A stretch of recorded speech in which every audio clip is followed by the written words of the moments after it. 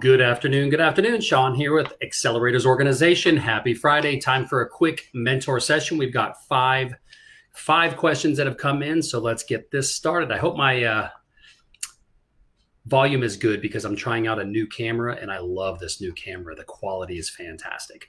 Okay, here we go. First question comes from Rohit and Rohit. And Rohit says, what suggestions would you have to help me get more people and press to our grand opening of our new retail grocery store opening? The background is we are a specialty international convenience and grocery store brick and mortar location. Okay, I've got 5 other mentors answering this one for you. I have done this myself with my last company. I don't know what it's like in Canada, but here in the United States, we have what's called Chamber of Commerce, and we also have different business organizations in town. What I would do is I would reach out to the Chamber of Commerce, and I would also reach out to all of your local news stations and newspaper publications, and maybe even your boutique magazines, like any local magazines. I would put together like a one page, maybe no more than 2 or 3 paragraphs of a press release that you send out to everybody and invite them to your grand opening and see how they can get involved. The Chamber of Commerce, if you join the Chamber of Commerce here in the United States and you're a member and you open up a new brick and mortar location, they will usually do a big ribbon cutting when you open up your location. So that's something to take a look at as well. All right. There's probably some other ideas as far as social media, but if you don't have a big local social media, that's probably not a big deal. But you also might want to also look at getting involved in some Facebook groups in which you are a member of the Facebook group for small businesses in your area, and just start spreading the word. All right. Hope it goes well, brother. The next question comes from Ann, and Ann says, if you needed to develop a business plan, would you hire someone or use an off-the-shelf software or do it yourself if this is your first time doing this?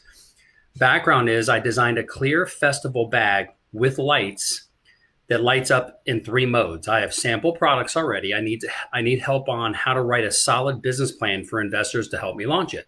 I've got about 7 different mentors answering this one for you. And I know that you and I spoke about this, and you might be premature for an investor, if even an investor is available for the stage of business that you're at.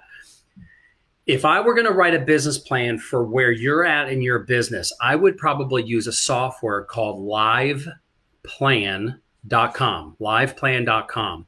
It's a software that will ask you all the different questions and walk you through exactly how to write out a business plan.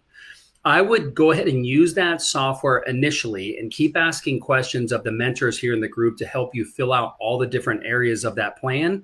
And then once you think you've got your first rough draft of a business plan, I can put you in touch with one of our mentors. His name is Mark Kramer, and you can pay him a very nominal fee, and he will review your business plan. And then if you need help getting it to the final business plan to present to investors, you could hire Mark to help you with that as well. He's a great resource for that. Okay, hope that helps.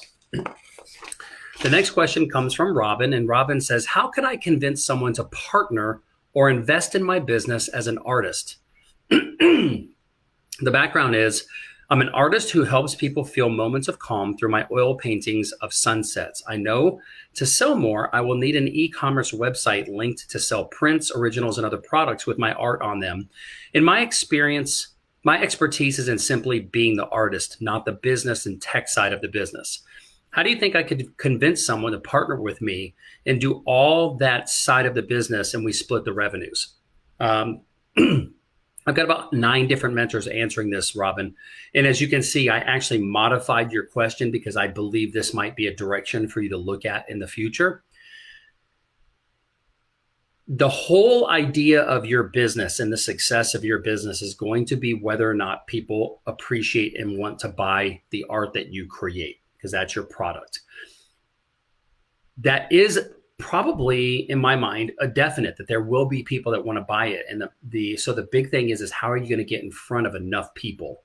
And that's going to require someone on the business side that really knows how to sell and market and help you with your brand.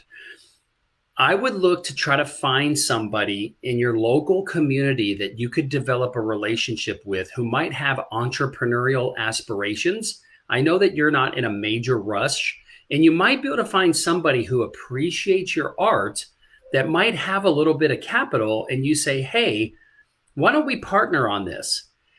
Get them involved with AO. We can help them and teach them how to build out the website and market the brand if that's something that they enjoy doing and they're good at. You be the artist and keep putting out great art. We work with them to help build out the website and all those things. And then you have a great little partnership together. I think that would be something that would be really fun and be very financially rewarding for your business. So keep networking in your community, keep talking to galleries. Explain to them that you're an artist, but you're looking for almost like a manager or an agent who really wants to take your brand. You've got plenty of margin to work with in your business as far as the financial side. So there could be a really good opportunity for somebody who really appreciates and loves your art and wants to get out there, maybe start a small business and see where it goes. Food for thought.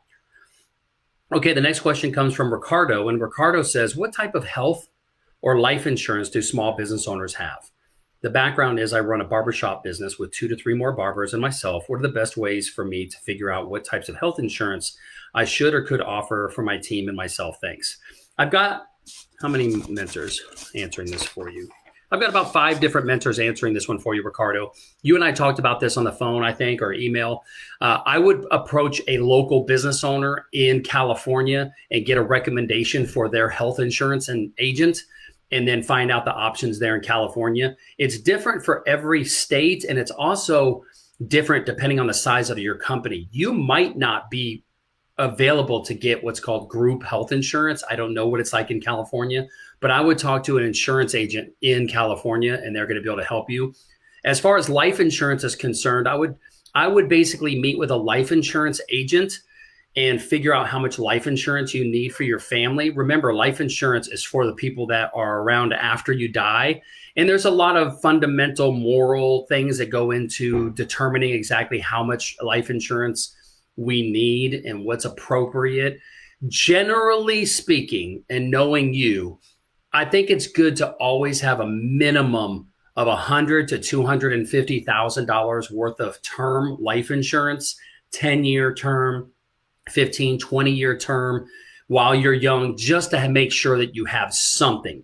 I wouldn't go down the rabbit hole of trying to figure out whether universal or whole life and all those types of options are available. Right now, I would keep it very simple, uncomplicated, uncomplex, and just get a simple 10 or 15-year term policy. It should be no more than a few $100s a year if you're in good health, which I believe you are. And then just make sure that your wife knows where the policy is, who the agent is, and what have you. And that would probably be sufficient for where you are in your life right now. Okay, hope that helps. Next question comes from Nigel, and Nigel says, what ideas would you have to promote me partnering with a medical practitioner to use one of their offices to work from and split revenue? The background is I'm a licensed massage therapist and I'm seeking a space to run my business. The location I am considering is a building owned by an oral surgeon. I have massaged on the staff and their location and have seen that on times that I have been there, there are empty rooms. With no upfront money, I was wanting to know what can I offer to use the space for my benefit and that would benefit them. My first thought is to offer reduced rates for a certain style of massage for office staff and other office clients. I would also like to be able to bring my own clients to this location. How can I make a proposal that sounds enticing and beneficial for us both? Thank you in advance for your time. Okay, there's 6 mentors that I have answering this for you, but you also might want to reach out to Kristen Landers here in the group, Nigel, because she has a chiropractic office and she's bringing in a massage therapist. And you could talk with her about the financials of the split of how that would work. And she could give you some good feedback as a business owner. Here's my advice to you. The only thing you have to do is go in and talk to these different places and just ask them if they're even open to the idea. If they're open to the idea, then you could then start having discussions of what works for you and what works for them.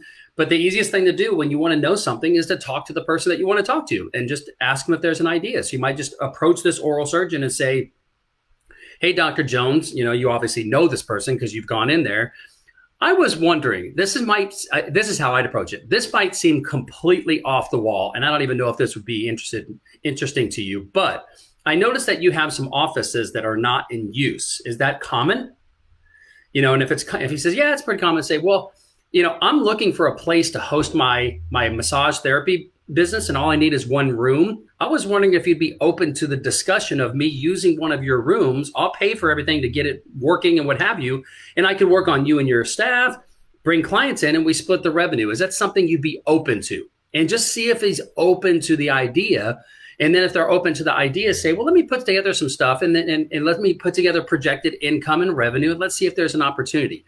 You're probably not going to bring enough revenue to his business that's going to move the needle financially in their life. So it's really going to be about whether or not it fits the culture of their business and it's something that the doctor wants to do. But easiest thing to do is just open up and have a conversation. Okay. Hope that helps. Okay. Last question comes from Alyssa. And Alyssa says, when should you start marketing your application and what ways should you market it prior to launching it? The background is I'm in the process of developing an app, which should be launching in the next month or so. I have already created Facebook, Instagram, and TikTok pages and most videos and pictures and plan to utilize their tools in marketing the app. But what are some other ways to market and how far out before launching should I start marketing? Well, before launching, I always recommend going into a minimum of 3 months to 6 months of a beta period where you have beta users using it and we've talked about this on the phone and really getting good feedback from your beta users. And I would recommend no less than 50 different beta users who are prime candidates for your service and getting feedback from them of what would help make that a successful application for them. That's where I would start. But that would be my advice. As far as marketing and launching it, most people that I know that launch applications, they have a huge social media following, so they've already marketed on social media. You might want to pick beta users that already have big audiences and make it part of the thing that if you use this, I want you to promote this. But remember, most of them want to get paid, so you're going to need a budget if you really want someone to promote your application on their to their audience. Most influencers want to get paid for that. So, but that's how I would do it. I would market it on social media for sure. All right. Hope that helps. And that is today's mentor session. Hope you guys have a great Friday and I will talk to you soon. Bye.